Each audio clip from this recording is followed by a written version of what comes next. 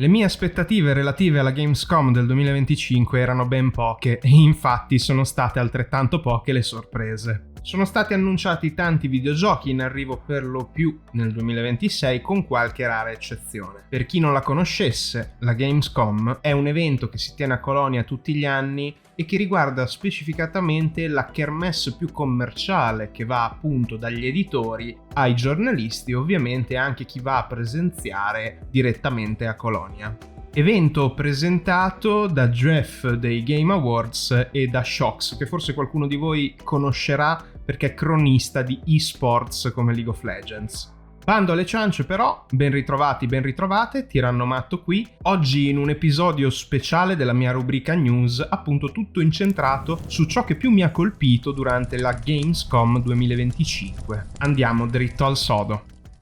Usuale premessa, molto in breve però stavolta. Risuonano molto le assenze, come The Witcher 4, per citare il più importante secondo me, Crimson Desert che però ha rilasciato in separata sede un po' di gameplay interessante, Hollow Knight Silksong che, è sparito, desaparecido, si aspetterà, Elder Scrolls 6, ma manco più a dirlo, chissà quando lo vedremo, il prossimo Fallout, nonostante abbiano annunciato la seconda stagione della serie televisiva, ma non mi voglio occupare di ciò. Ancora non si sa nulla della versione per computer, forse remastered, di Bloodborne, e in generale vi avviso che tutti i giochi di cui vi voglio parlare oggi sono selezionati secondo il mio gusto.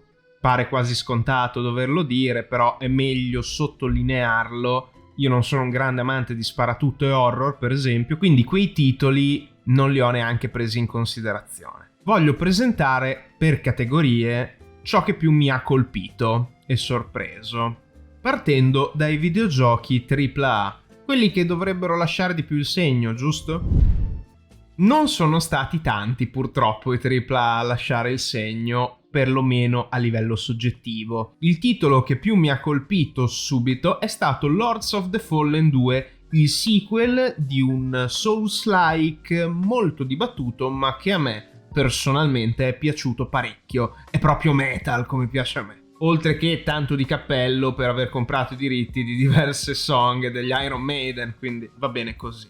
Il trailer è molto particolare, molto in linea con i Souls-like, intrigante, bisogna vedere se effettivamente dall'ultima mega patch per accomodare i fan sul primo Lords of the Fallen, che di suo era un remake dell'originale, gli sviluppatori hanno imparato qualcosa o meno. Non vorrei mai che appunto perseverassero negli errori durante lo sviluppo del secondo capitolo. Un altro titolo che mi ha colpito, è arrivato in chiusura in realtà, è stato Black Myth: Zhonghui. Non so se sono riuscito a pronunciarlo correttamente, comunque è il sequel di Black Myth Wukong. Credo che sia molto atteso, soprattutto perché è sequel appunto di un GOTY. Come RPG che approfondisce la mitologia cinese, lo trovo affascinante, sicuramente uno di quelli più degni di nota fra tutti i AAA annunciati quest'anno. Il sequel di Ghost of Tsushima, anche qua scusate la pronuncia oscena, poi con la mia esce figuriamoci, vabbè almeno il sequel è più pronunciabile credo, Ghost of Yotei, ok. Cambio di personaggio al femminile che può attirare dai soliti criticoni un sacco di valanga di schifo. E poi conclusione dei giochi AAA, ma non per questo meno importante secondo me, Outer Worlds 2, che mi fa sempre sbellicare Obsidian con questo franchise, dal primo capitolo ai trailer e gli annunci e le interviste sul secondo, perché la satira eccessiva nel contesto di critica al capitalismo, nello spazio futuro, eccetera, è veramente top. E anche alla Gamescom sono riusciti a farmi ridere parecchio. Non vedo l'ora che esca questo 29 ottobre 2025. Che ne dite? Magari un approfondimento su Outer Worlds 2? Passiamo ora ai giochi AA e indie.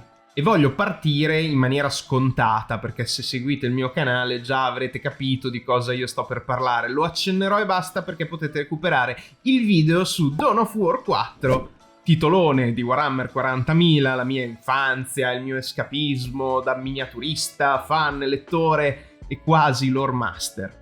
Andiamo avanti. Vampire the Masquerade Bloodlines 2.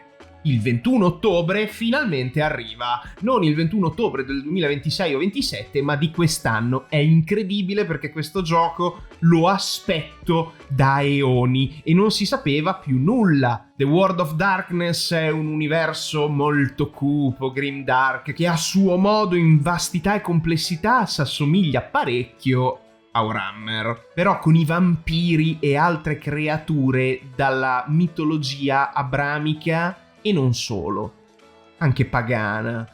Va a prendere le radici delle nostre culture, delle civiltà umane, intessendo trame e sottotrame di esoterismo, magia, drammi filosofici, tradimenti, creature potentissime, quasi e oltre divine. Molto complesso, ma che può essere riassunto con questo videogioco in chiave moderna che secondo me vi farà esplodere il cervello. Credo che sia passato molto all'ombra dei riflettori e fa onore anche all'ambientazione stessa, perché è una grande mascherata. L'esistenza dell'occulto nella mondanità quotidiana. Come mi esalto per certe cose horror, non per tutte, motivo per cui vi voglio parlare di Chronos, The New Dawn, che è una bestia un po' particolare, science fiction horror. A livello grafico e di performance bisogna valutarlo un attimino e se è nelle vostre corde arriva il 5 settembre. Ultimo titolo degno di nota fra gli indie e AA secondo me, dagli sviluppatori italiani di Jamma Games che hanno lavorato al titolo Souls-like Enotria, arriva un nuovo Souls-like. Il titolo dovrebbe accendere un po' di orgoglio e anche andare a scavare in brutti ricordi dei tempi del liceo. La Divina Commedia. È proprio sull'apertura dell'opera di Alighieri che il trailer cinematico inizia e ci accompagna in un viaggio che sembra anch'esso molto grimdark e nelle mie corde. Attendo gli sviluppi. Nuovo capitolo di questa presentazione a tutte le novità videoludiche è un po' particolare.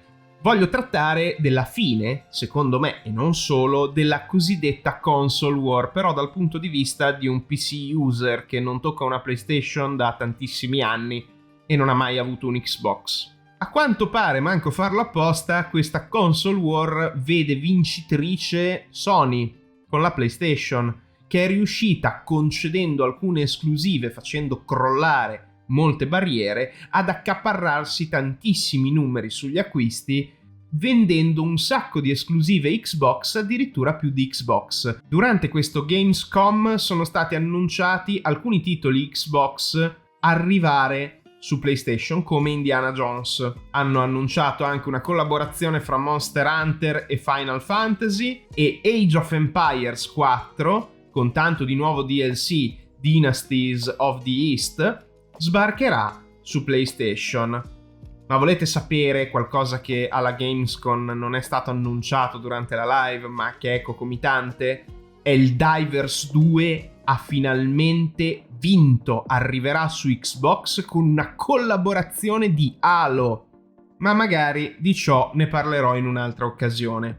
Parlando di aggiornamenti di giochi a cui tengo particolarmente, prima di tutto Enshrouded, un survival fantasy che ha annunciato dei nuovi contenuti in arrivo. È stato più un teaser che altro. Vorrei trattarlo sul canale prima o poi, perché vorrei riscoprire questo titolo. Titolone dell'anno, Kingdom Come Deliverance 2, che ricorda a tutti sta per arrivare una grossa patch assieme al DLC Legacy of the Forge, in cui dovremo ripristinare una vecchia fucina a Kuttenberg nei panni di Henry. Ed infine, aggiornamento per una piccola nicchia, Cult of the Lamb ha annunciato il nuovo DLC. Ve lo consiglio, dateci uno sguardo.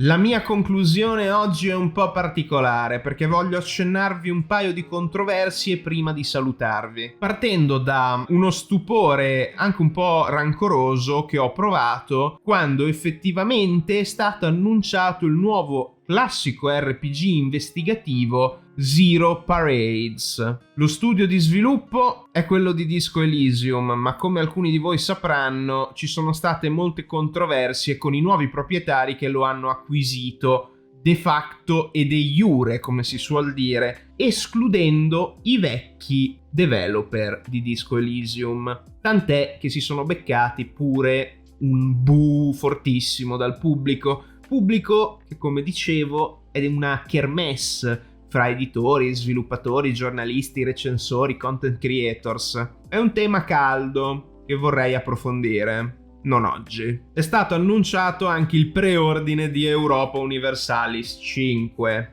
in uscita il 4 novembre di quest'anno. Ai Paradox, prezzi veramente insensati, già una roadmap con ben 3 DLC programmati e ancora nessuna localizzazione in italiano nonostante gli appelli della nostra community. Andate a recuperare il mio video qui sul canale e recuperate anche quelli degli altri content creator italiani che hanno trattato l'argomento, grandi e piccoli. Dulcis in fondo, ma in realtà fa venire quasi un conato di vomito da vecchio giocatore, World of Warcraft ha annunciato la nuova espansione Midnight. Però, onor del vero, la cinematic, wow, da grande amante della classe del paladino, che ha sempre giocato paladino dovunque, devo dire che un po' di scombussolamenti nel basso ventre ci sono stati per questo trailer. Il problema è che poi bisogna ricordarsi chi è la Blizzard Entertainment, che cos'è diventato World of Warcraft e soprattutto la parola housing che è stata introdotta nella presentazione non lascia minimamente ben sperare. Che si tengano le loro microtransazioni, asset riutilizzati e narrativa sempre più noiosa e che deturpa tantissima lore costruita negli anni. Mia personalissima opinione: se volete continuare a pagare mensilmente la Blizzard, personalmente mi dispiace. Io ci sono passato e ho smesso. Ok, basta la pianto, se no mi tirate anche gli ortaggi. Questa è stata la live del Gamescom 2025 di Colonia. Come avete sentito, certe cose mi hanno sorpreso, entusiasmato, altre mi hanno triggerato, altre le ho ignorate completamente. Spero che almeno la mia condivisione vi abbia stimolati, abbastanza almeno dallo scrivere un commento e niente. Io vi ringrazio per aver cliccato sul teschio del tiranno anche oggi e essere rimasti con me fino alla fine. Solita manfrina: se volete vedere altri miei video, mettere un like, condividere, mandarmi a quel paese, fate tutto quello che vi pare. Tiranno matto out. Anche oggi questo è quanto. Alla prossima rubrica, avventurieri ed avventuriere.